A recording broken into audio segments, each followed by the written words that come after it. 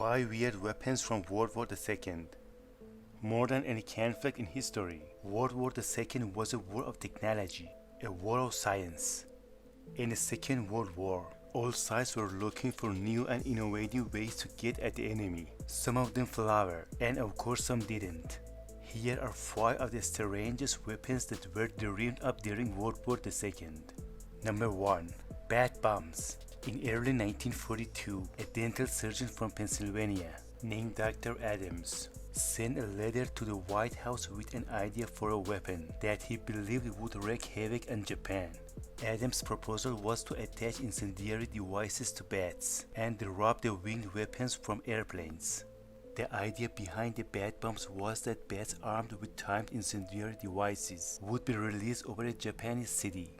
They would scatter in all directions, settling in the eaves of homes or business, where they would trigger a massive firestorm. Both the United States Army and Navy spent millions of dollars and captured thousands of bats in multiple attempts to make this bad idea work. The project was finally cancelled in 1944. Dr. Adams swore that bat bombs would have been more destructive than the atom bombs dropped on Hiroshima and Nagasaki, but would have caused fewer civilian deaths. Number 2. The wind cannon. In 1943, the United States Air Force joined Great Britain in its strategic bombing of German cities, targeting factories, warehouses, and transportation hubs. As the ruthless bombing campaign continued, the German military faced a crippling shortage on conventional weapons. Adolf Hitler and his propaganda minister Joseph Goebbels announced the construction of wonder weapons, advanced weapons that would strike fear into the Allied enemy.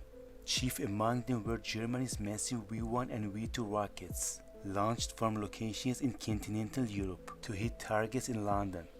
Some of Germany's wonder weapons were far from wonderful in practice.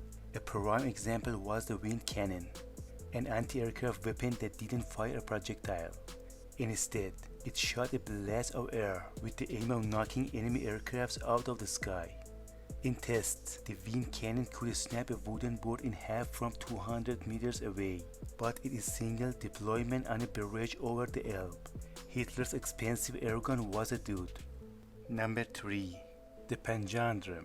The D-Day invasion of June 1944 was years in the making, while the Allies formulated their plans for Operation Overlord, a full-scale invasion of Normandy. The Germans constructed hundreds of miles of fortified artillery positions, minefields and trenches, known as the Atlantic Wall.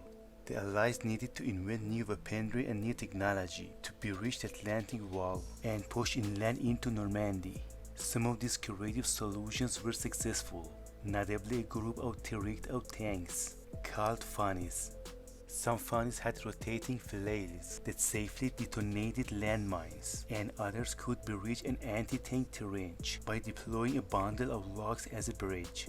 But not every D-Day device fared so well. Enter the Panjandrum, a rocket-propelled metal wheel armed with explosives. The unmanned Panjandrum was supposed to launch from a landing craft, zip up the beach, crash into fortified wall or gun turret. Tests of Panjandrum in 1943 and 1944 were disastrous, and the rocket wheel was dropped from D-Day preparations. Number 4. Anti-tank attack dogs. Early in World War II, the Soviet dogs were trained to target German tanks. They were equipped with backpacks carrying several pounds of explosives. A lever protruded upward from the backpack. When the dog slipped beneath the hull of a tank, the lever was depressed, triggering the explosives. As many as 40,000 Soviet anti-tank dogs were trained to make the ultimate sacrifice, but few reached their targets.